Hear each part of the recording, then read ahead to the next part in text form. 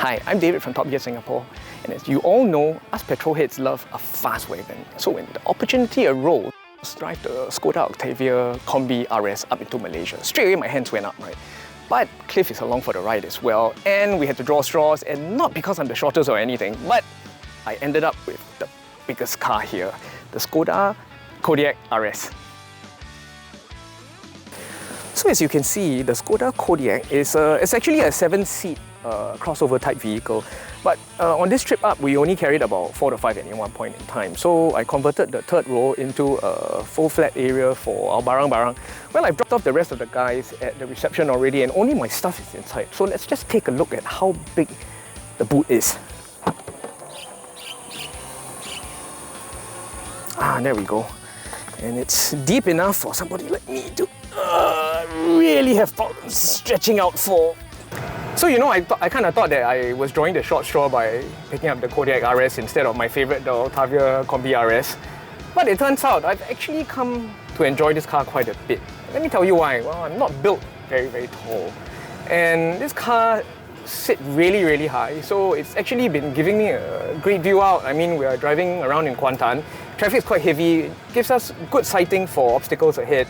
So I can get out of the congested lanes before things come to a grind to a standstill. The other thing is, the ride is quite simple compared to the Octavia RS. This has a relatively simple DCC setup where there are just 3 settings. I mean, I think there are like 10 or 15 on the other one, and I guess it suits its nature as a slightly more performance utility vehicle, but this is really great for leisurely drives. This is the first time the Kodiaq RS is coming to Singapore.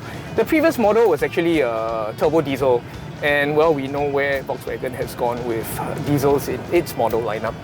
Because we actually personally like the huge torque that comes with turbo diesel engines.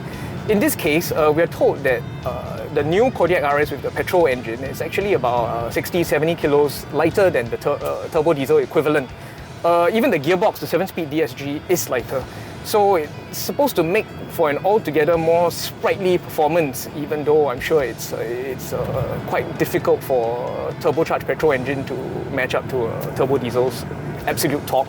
But so far, we've had up to 3 to 4 people in the car with our assorted barang-barang, and overtaking maneuvers are fine. There's plenty of torque from low down in the city to get around, and it's a reasonably sporty drive that won't leave you wanting for more. I guess part of the problem is the strength of the RS name.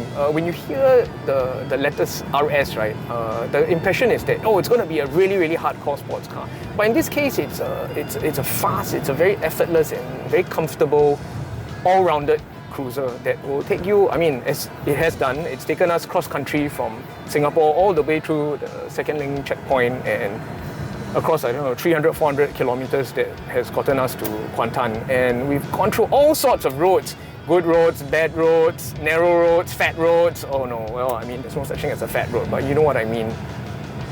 The Kodiaq RS is also on Skoda's new virtual cockpit architecture, which means, I mean, it's digital instruments, it's a full touch screen display, and as you can see here, we can even toggle through things like the vehicle settings. You get a lot of off-road information, because this is a true 4x4, don't forget. So remember, as we were saying, that the Kodiaq RS now has a petrol engine. Well, it's the EA888 from the GTI. It's 245 horsepower. This will be the same engine that's also found in the Octavia RS. As you can see, it's perfectly suitable cruising around in town traffic or whatever. But then when you decide to have things go a little bit sporty, sound changes, it puts on speed with a bit of gusto. Don't forget, it's still a heavy car. But I mean, it gets going when you need it to get going, and I think that's what's important, especially if you're overtaking on the narrow B roads.